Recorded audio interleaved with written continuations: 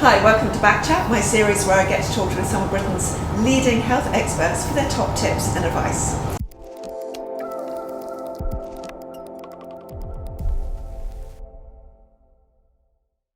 Today we're going to dedicate this video to all things vertical.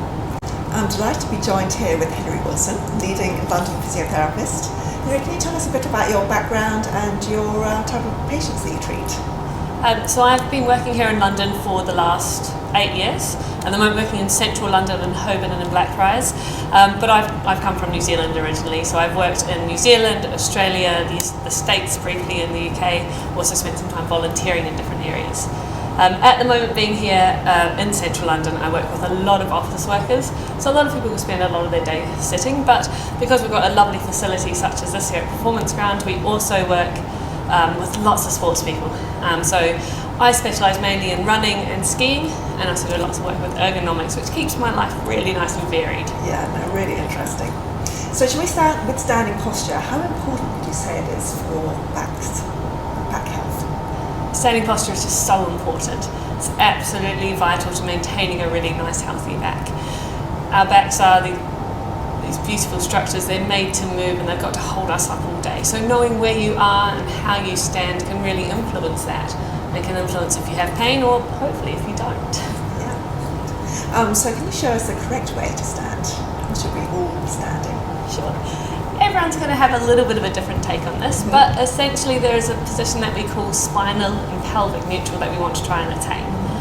To find that, there's a couple of ways to do it. The first thing is figuring out where your pelvis is in space. So I want you to put your hands on your hips like it was a bucket. Well, you're going to imagine your pelvis is a bucket, and you're going to try and practice tipping water out the front of the bucket and tipping water out the back of the bucket. From here you can start to learn where your pelvis is. You can start to feel what it's doing, and you can hopefully feel what impact that has on your lower back and what position that's in. Once you've done that a few times, you want to try and find a middle point.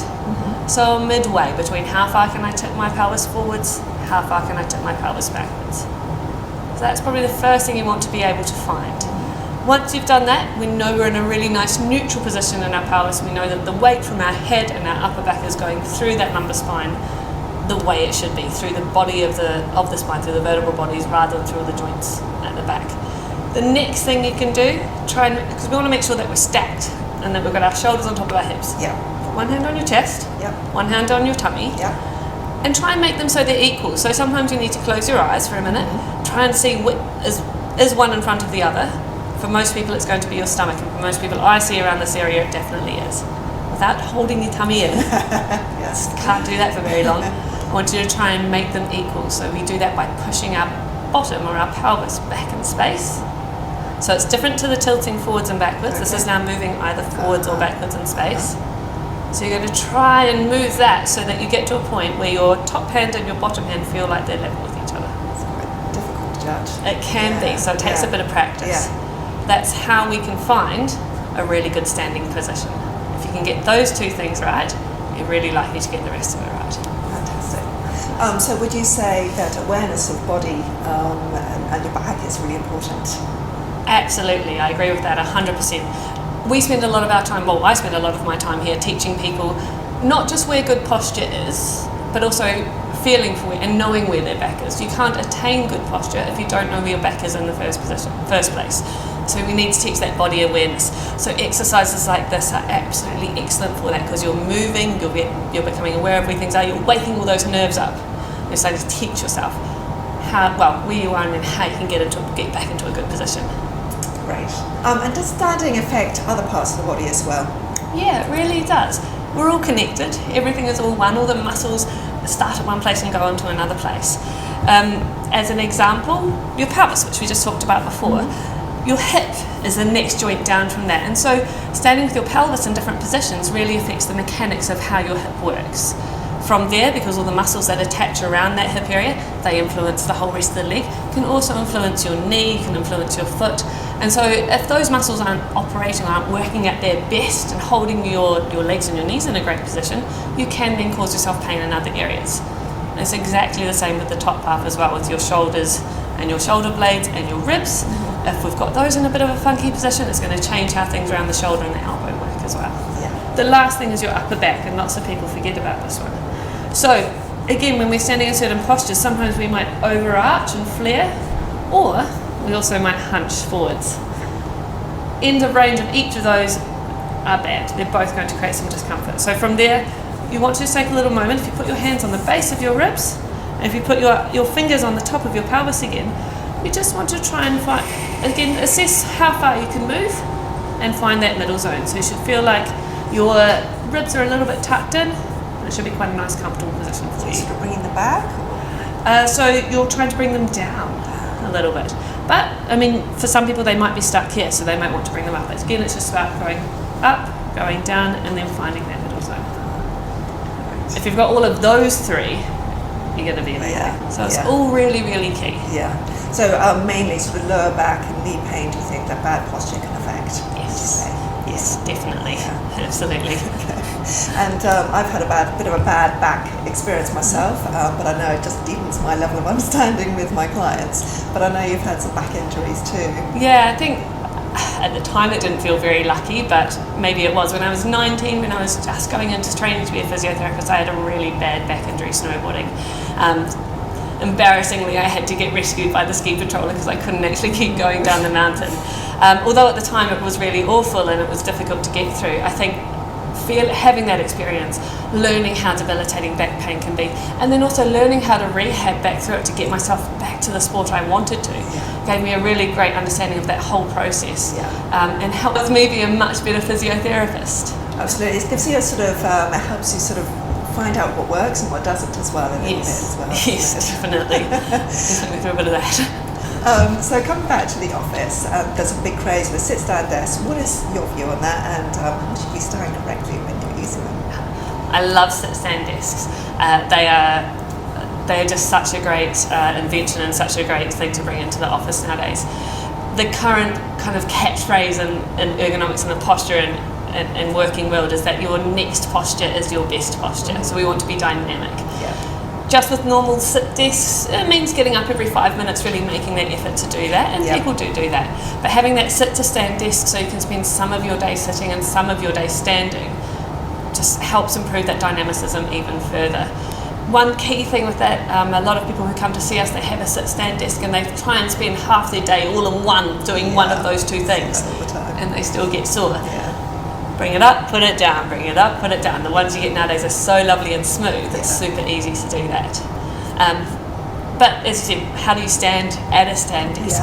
Those two things we did before, where you take that moment to feel where is my pelvis in space, is it in neutral, and where are my hips and are my shoulders stacked on top of my body in space. Those two are really, really key.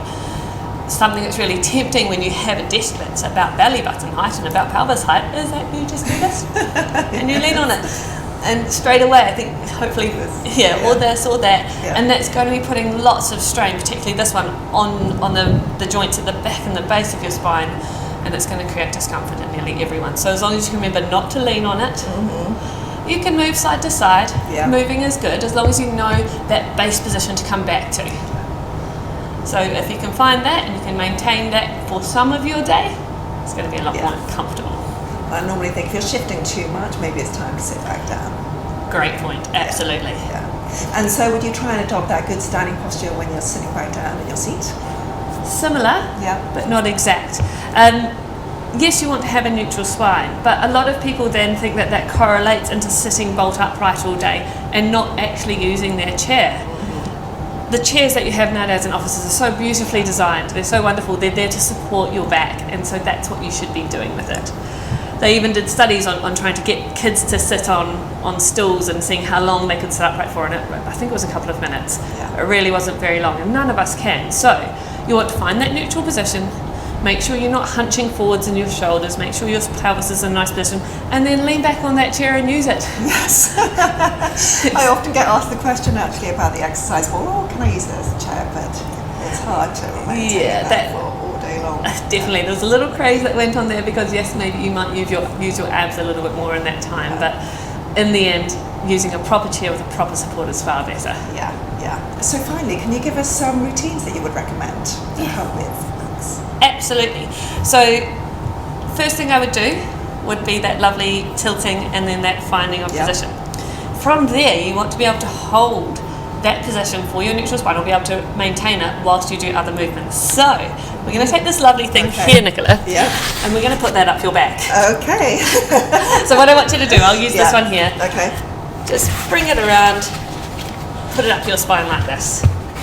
Nice. Yeah. From here, again, just make sure you've got that neutral position. And then what we're going to do, so this foam roller, or if at home you can use a broomstick or anything that's nice and long and straight, that's going to help you make sure you maintain that spinal position. So you're going to find neutral spine, and from here we're then going to try and bend at our hips and come forwards. What you want to notice is that whatever you've got up your back, be it a foam roller or anything else, it is still touching your back, your bottom, and it's still touching your upper back. If you can do that, and if you put a little hand in here, you can feel that. If you can maintain those 2 points of contact and your hand isn't getting squashed, you know that you're maintaining that neutral position as you move another part of your body. So that's probably one of my key ones that I'd get people to do every morning before they get going with their day. And it helps just get into their minds and again stimulate those nerves, help them remember where a good posture is. Programming the brain. Programming it, getting it all back in so that they can use it throughout the day. If you want to do anything else from there to try and help improve your awareness of your spine, another really good one is doing a little roll down, so tucking your chin in and then imagining you're rolling your vertebrae one at a time all the way down really gently. Use your legs for support if you need to. And then the same on the way back up, squeezing your bottom and just coming back up. Those 4 things, if you do them early in the morning, again, are just going to help stimulate those nerves, get you set up for a really good day. Fantastic. That's been so helpful, Hilary. Thank you so much. And I hope you've enjoyed this too, and you'll join us again for our next episode of Back Chat. In the meantime, take care, and we're going to carry on stretching.